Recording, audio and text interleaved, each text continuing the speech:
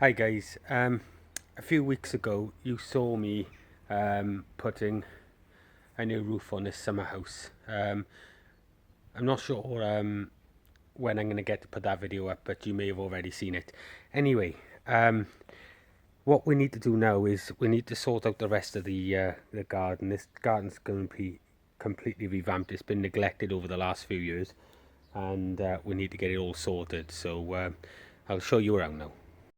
Okay, so as you can see, we've got a row of beans and stuff here, which Mum wants to keep. All right, up on that hard patio up there, there's going to be something else going. I'm not sure yet, but this is the grass area and what have you now, and the pond. And today we are going to sort out this pond. Now, as you can see, it's an old concrete cemented pond, and after seeing the pond video we done, Mum sort of ended up liking that, so she wants something similar here. So we've got to hack all of this out, and the first port of call today is to empty it, get any wildlife or fish that's in there into a bathtub that's just over there, and then we can worry about the rest of it again. We'll work around the pond then once the rest of the garden's done. But for this video, or this next video or two, it's all going to be about this pond here, guys. As you can see, this lily takes up 9/10 of the pond. Is huge, so that'll be split as well. We've got all the Alodia crispa in there, which is an oxygenation plant. So all that's in there, and we'll sort that out. There's a couple of irises and things in here. Any wildlife we'll pull out. Like I said, I've put a few frogs already in this bath, and so there's some frogs in there, and they've got some Alodia crispa they can get out of the water on. So, but like I said, today we're gonna have a hard job because there's concrete right back here, and we're gonna have to get rid of all of this in order to sort out the pond itself. The central part we won't have to change that much. It'll just be all this top part to make it look more natural than a big concrete box. Right, as you can see, the pond's empty. I've broken off some stones along here. Now we've got to break up all this concrete. But as you can see, the amount of mud that was in the bottom of this is unbelievable. This pond has been here for 30 plus years, and it's never really had a lot done to it over that time. So it was time for a good revamp anyway. But obviously, originally, see, this fence wasn't here. There was a building there, and so it's now time to sort of get all this sorted now that fence is done. But we're going to hack off all this concrete around here now. I've got quite a large sledgehammer around here somewhere, which is there, and we're going to break up all this, get this plastic out of here, and then even the base here is all concrete, so I'm going to have to break the top layer down, but I'll show you more of that as we come to it, guys. Anyway, that's the stage we're at the moment. There's the pond pump. We're going to dismantle that in a moment, but literally we need to create a hole here now so that we can put a new pond in. Right, guys, so there you can see the concrete shell. I've taken all the slabs and stuff from around here. There's a blue layer in the bottom that they put in just as a cushion. But this pond was originally all concrete and painted, and then it developed a leak and they put a liner in it afterwards. So as you can see now, I'm starting to break the concrete down, but I'm not going all the way down. I'm just going to go about halfway, just to sort of line up with this shelf, and we'll leave that as our first shelf and where we will build our rock wall from, and the rest of it then can be, but we're not keeping it square. We're obviously going to change the shape of this and make it quite a bit bigger. So anyway, I'll come back to you in a bit. Well, guys, this is one downside to revamping a pond, because I want to put marginal shelves all around here and change the shape of the pond. Look how thick this is. I've been an hour just breaking up that much, so with that huge sledge there. But it is what it is. We just keep going on. We've got all of this to do, and that as well. So you know, you just got to keep at it. But this is, you know, this is the only downfalls when you've got a concrete pond if you want to change something. But like I said, this pond has been here for 30 plus years, and it's time it got revamped big time. So anyway, I'll come back to you in a bit. Alright, so as you can see now, we've got the jackhammer out because it literally, you can see just how thick this concrete is. There's been all sorts of stuff in there. So I've gone and hired a jackhammer to finish this, and while it means we've got it now, we're going to take the base out to make it deeper there as well. So I'll leave you with me for a little bit.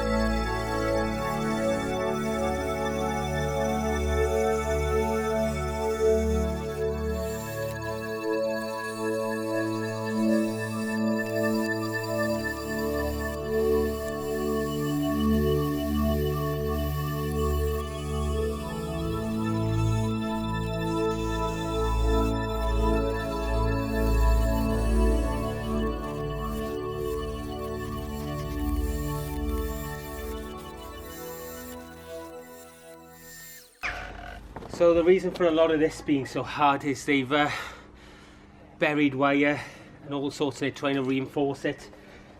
There's copper pipes in here, but it looks like they've put some sort of wire mesh along here, and obviously it's not allowing it to crack.